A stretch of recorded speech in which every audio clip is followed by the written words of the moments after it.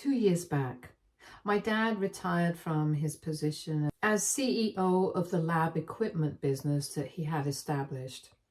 He had promised me for almost 7 years that I, 30 male, would be the next CEO, but on the day of his retirement party, he announced that my brother-in-law was going to be the next CEO.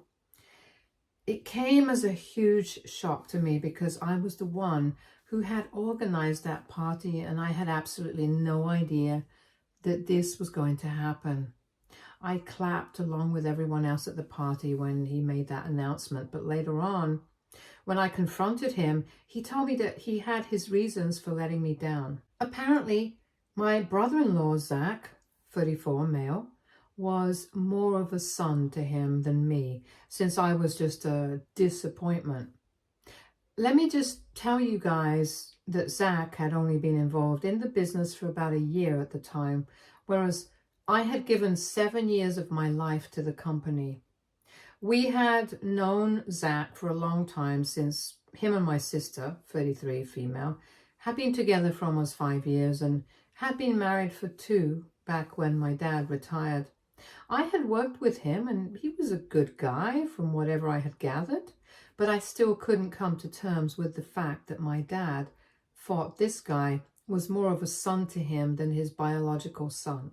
When I asked him to elaborate how exactly I had disappointed him, he said the most asinine thing that I could imagine.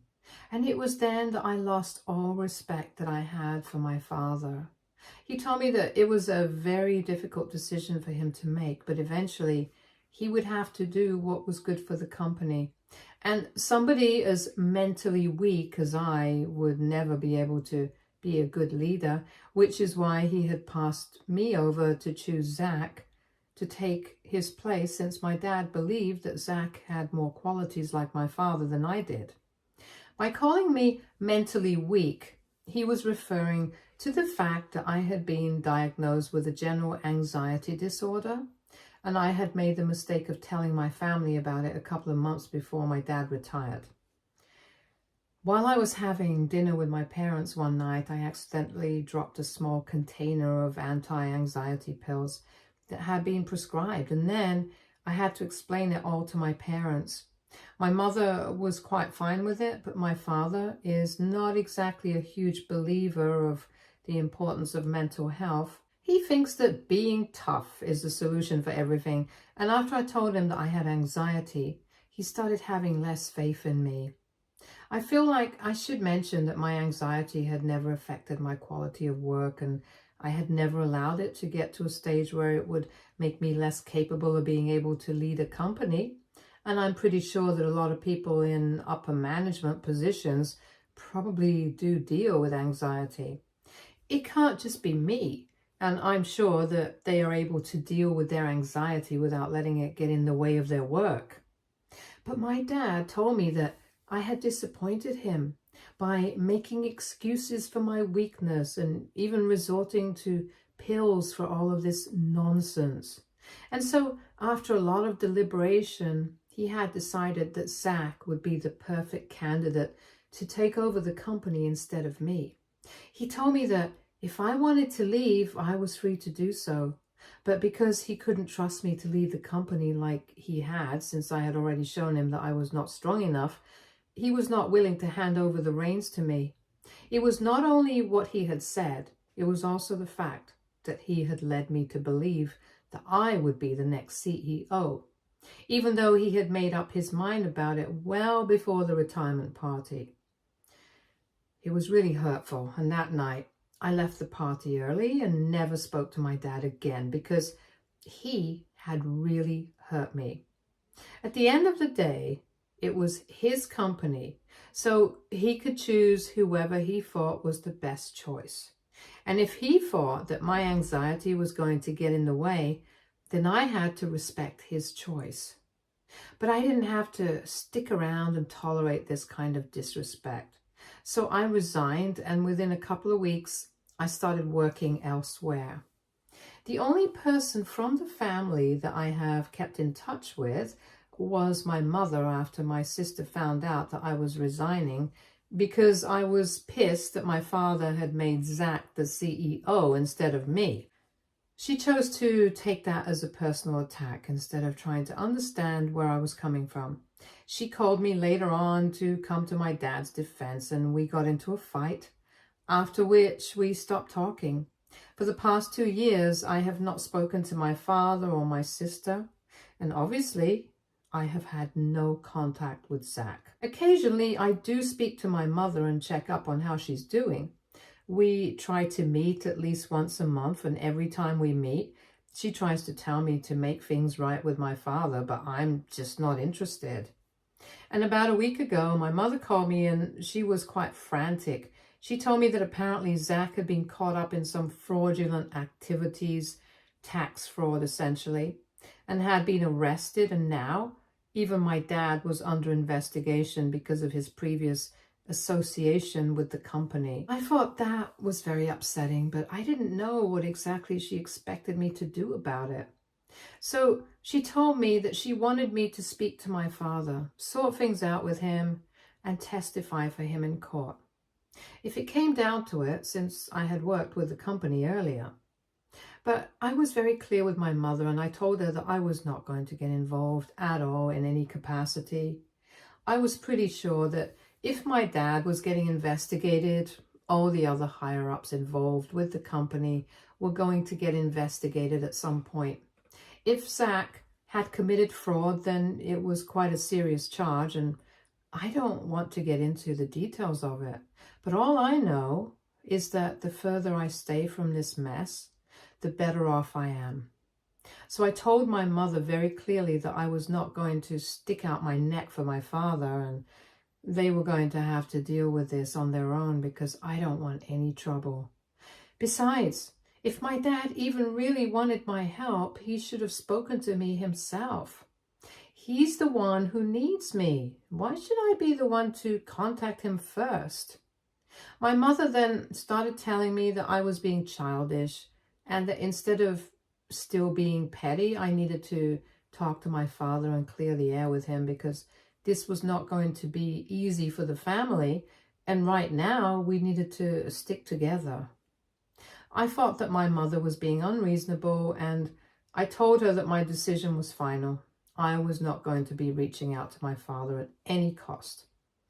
So she then got mad at me and said that I was selfish and heartless because even when the family was going through so much, all I cared about was what had happened 2 years ago. And I think that was a really insensitive thing to say to me, because if she had been in my position, she would have felt exactly how betrayed I had. And she also wouldn't have been able to move on from that so quickly. She would not have been able to forgive my father if she had been in my position, getting passed over for a position that you had worked so hard for almost 7 years for something that was completely out of your control. It's ridiculous to expect me to forgive him, especially when my father has never even pretended to be apologetic for what he had done to me. I don't think anybody can forgive a person who is not even sorry in the first place.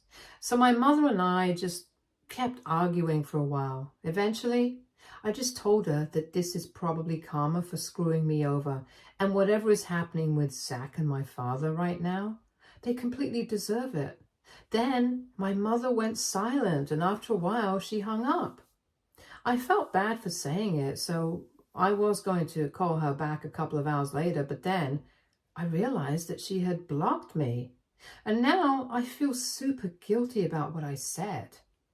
So AITA for saying that my dad was probably facing his karma because he had passed me over to be the CEO. Update 1. Hey everybody. It has been 1 week since my mother blocked me and I haven't been able to get to her so far. I'm trying not to feel bad about it, but honestly, there's not much that I can do. She was the only person who was still in touch with me for the past 2 years, and without her, I feel really lost and alone. Obviously, I do have my friends to fall back on, and they are all here for me. But she was the only person from my family who was looking out for me, and now I don't even have her. It's quite difficult coming to terms with this, and I really want to reach out to her, but I'm still going to maintain that I have not done anything wrong. I don't think that I said anything out of line because I really do think that this might be karma for kicking me out of the company over something that I had absolutely no control over. Yes, I do have an anxiety disorder, but like I said, it's not crippling. It does not affect my leadership qualities. It does not affect my ability to work as well as everyone else. And it certainly did not make me a disappointment like my father said. Whether people like it or not, words carry meaning. And what he had said to me on the night of his retirement party has stuck with me for the past 2 years. His primitive attitude towards mental health and its importance seriously messed up my self-esteem for a good couple of months, and I kept doubting myself, rethinking every decision that I had made so far, and I felt like an imposter even in my new workplace. It took me a lot of time to get over that, and even now I'm currently in therapy because there are a lot of unresolved issues that I'm dealing with. However, it has never once affected my ability to work, and I'm one of the best employees at my workplace. Something my bosses keep reminding me of since they plan on promoting me pretty soon. So I really do think that my dad messed up big time. And if my mother can't see that, it's not my fault. It just sucks that she's choosing to take my dad's side on this instead of telling him to suck it up and apologize to me. I can't understand why she thinks that I should be the one to make amends first. But one thing is for sure, I'm not doing jack for the family until they tell me that they are sorry for everything. And they have to say it like they mean it. I'm not going to be used again for their personal gain. Update 2. My sister came by to visit me today, and it was very tense because she was hysterical. She just wanted me to help her out since her husband was in huge trouble. But honestly, I don't even know what they expect me to help them out with. My hands are tied here. This is a federal crime, and I don't think I can do anything to help them out. She looked like she was in a terrible state, which is why I had invited her in. And I tried to be kind to her to the best of my abilities because I'm not heartless. I can't just slam the door when somebody is suffering so much. Anyway, she just kept crying on my shoulder and kept telling me that she had no idea that any of this was happening. And if she had, she would have put an end to it immediately. She told me that she's really worried about what's going to happen with him, and she wants me to use my connections to bail him out. But I told her that unfortunately, I don't have any such connections that would prove to be useful here. But she then told me that our father had said that in the company I'm working in currently, one of my bosses is married to a federal judge, and he was hoping that maybe I could speak to my boss and do something for them. She even suggested that they would be ready to pass whatever amount it took. But they just wanted me to put them in touch with my boss and by extension, his wife. I thought that was pretty out of order even for her to ask, let alone expect me to do that. I instantly said no, and I told her that I would appreciate it if she left me alone because I thought she had come by because she wanted my emotional support. But this was something that I was not going to encourage or even entertain.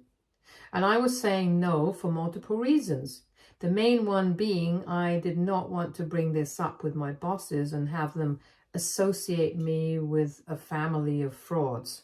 More importantly, I had my personal code of morals and ethics as well. And I did not wish anything bad for my sister, but if Zach had actually committed tax fraud, then I didn't want to be caught up in a scenario where I was trying to help him out and influence the situation in his favor. At this point, it was not even anything personal against him. It was just that I did not want to get involved, and the most that I could do for them was be there emotionally. But apart from that, it was crazy to expect me to go to such lengths. When I said no and asked her to leave, my sister started sulking and said that she couldn't believe that I was still holding a grudge against her husband for something that was not even his fault. I tried to explain to her that this was not about that, And as a matter of fact, I had never really blamed him for what had happened with my father. It was my father's decision to give him the position instead of me and allow him to take over the company. And if I was in his place, I probably would have accepted that position as well without thinking about who actually deserved it. So yeah, maybe I resented him a little bit, but I didn't hold it against him, and I definitely did not hold a grudge against him. He was just simply not important enough for that. And I tried to say that to my sister, but she just refused to even hear me out and said that our mother had been right. It was pointless to try and talk to me because I was still extremely petty and selfish. So we ended up fighting once again, and I told her to leave my house because she couldn't just waltz in and insult me after everything that had happened, especially after I had tried to comfort her. Though she had never extended that same courtesy to me when I was going through a tough time. And in fact, she had actually fought with me back then because she took it as a personal attack. 2 years later, she was still doing the same thing, so if anybody was being petty and selfish, it was my family. And that comment that she had made about our mother being right about me made me feel really bad because throughout the past 2 years, she had been the only one who was there for me, and now it felt like she had never actually been there for me at all. And it was all for show. I was already very hurt, and my sister refused to leave. She just kept standing there and said one hurtful thing after another. So it eventually came to a point where both of us started screaming so loudly at each other that I couldn't even make out what she was saying. We ended up cursing at each other, but then she finally left, and I feel terrible about everything that's going on. But at the same time, I feel like they deserve every bad thing that's happening to them. I honestly feel like even keeping in touch with my mother for the past 2 years had been a huge mistake, and I should have just cut my entire family off when I had the chance. Even now, I regret trying to be there for my sister because she was acting hysterical. They are definitely not worthy of my time or energy anymore, and they keep proving it to me again and again. But for some reason, I just keep finding it incredibly difficult to cut them out of my life entirely. I keep thinking about our childhood, how close we used to be, and my heart hurts to even talk about it now. All of this just genuinely sucks. I just wish for it all to be over soon. Update 3.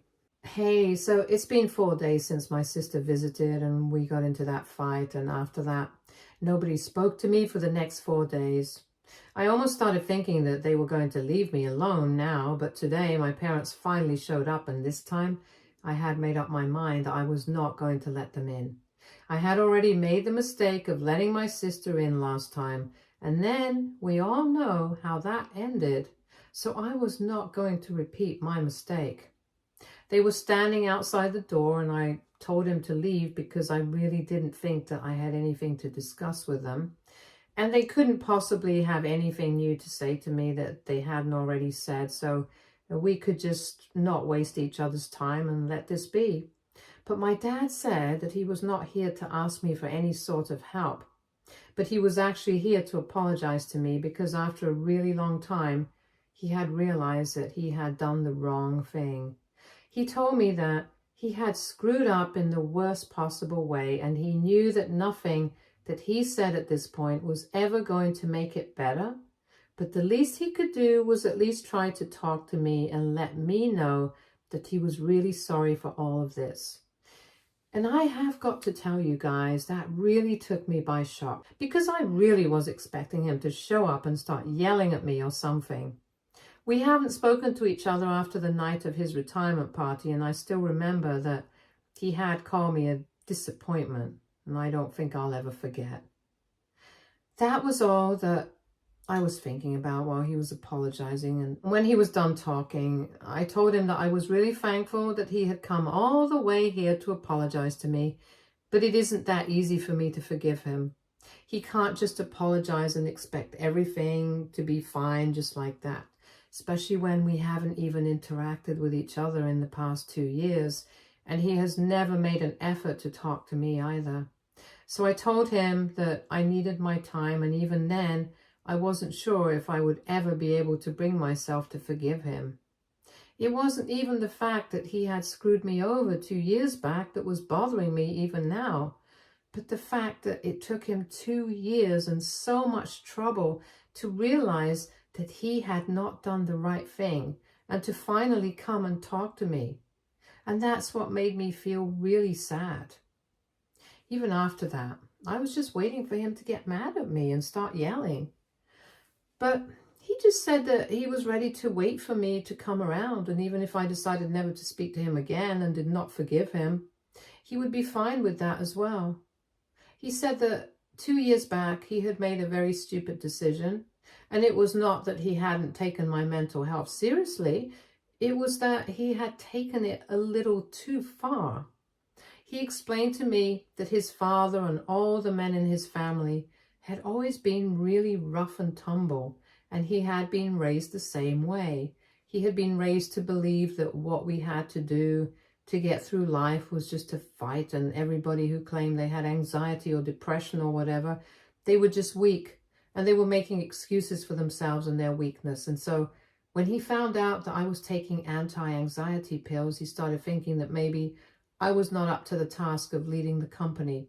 And he had built this business from scratch, so he couldn't afford to let that go to waste. It was his fear and paranoia that got to him, and he made the worst decision that he could have possibly made, which has led him to this situation. He then told me that after we stopped speaking, he was really mad at me and resented me for a couple of months, but then he started second-guessing himself and started reading more and more about anxiety and how it functions. And a couple of months ago, he started feeling like he might have some symptoms himself as well. And he was planning on reaching out to me to try and make things right. But then this fiasco with Zach came into light, and he was not able to do that. After he told me all of this, I felt really weird about the situation. And I still don't know how to feel about any of this, but at the very least, he has apologized to me. I know that after 2 years, it's not much, but to me, it means a lot. I don't know if I will be forgiving him anytime soon, and I really don't know if this apology was real or not, but I'm willing to at least think about it and give it a chance.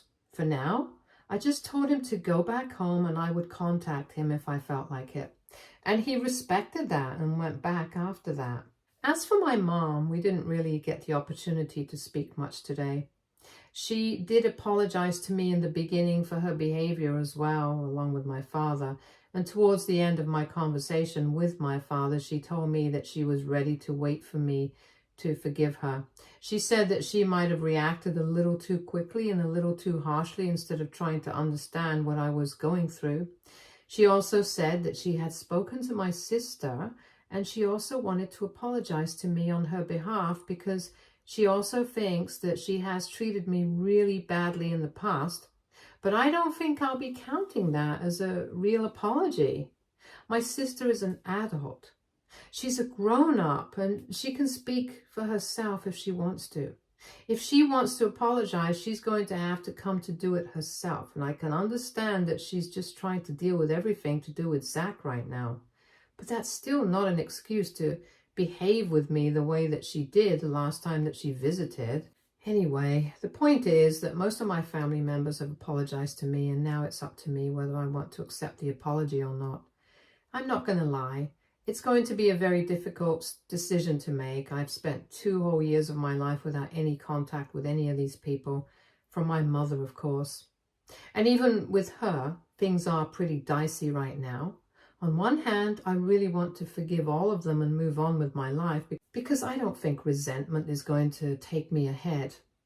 If I don't forgive them, these things are just going to keep running in my mind endlessly, like it has been for the past couple of years.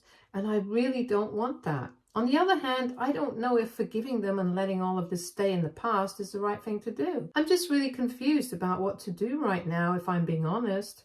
I miss my family terribly, and all of this is messing with my head. I know a lot of you might be thinking that they are only doing this because they are in trouble right now, but I've already made it very clear that I cannot help them. And even if I could, I wouldn't.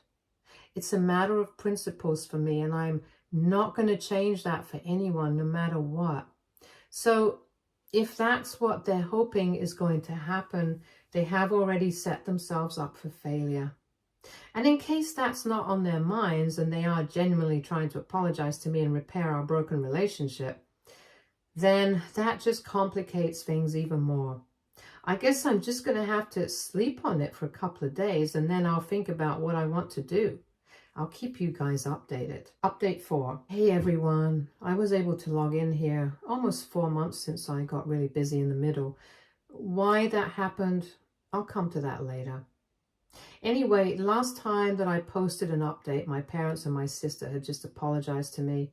My parents had apologized to me in person, but my sister, I guess she was too caught up with the situation with Zach, and that's why she had told our mother to apologize to me on her behalf.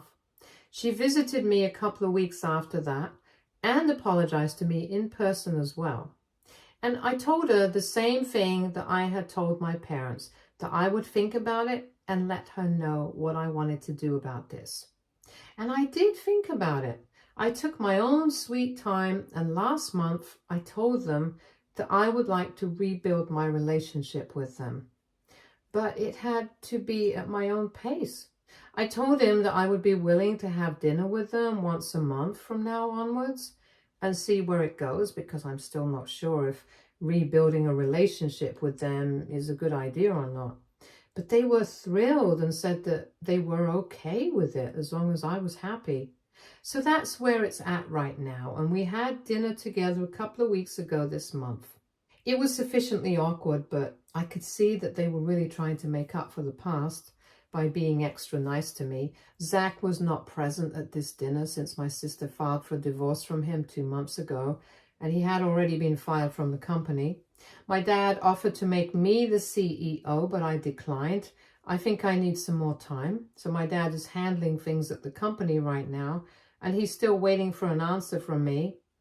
I'm going to think about it for a couple more months, and then, I don't know, I might accept. For now, I'm just trying to make time for the things that I love, and that includes my girlfriend. She is a really old friend of mine who I started dating a couple of months ago, and that's what has kept me so busy for so long, because now there is more to my life than just work and family drama. In fact, she is the one who convinced me to forgive my family and give them a second chance. I'm really happy that we are together, because so far I've never asked her out, even though I have liked her for a really long time, because I didn't want to get rejected and then end up ruining our friendship. But I'm glad that she took the first step. Now we are together and I'm as happy as can be. So things are going pretty well for me right now. Stay tuned for more stories from Argo Relationships.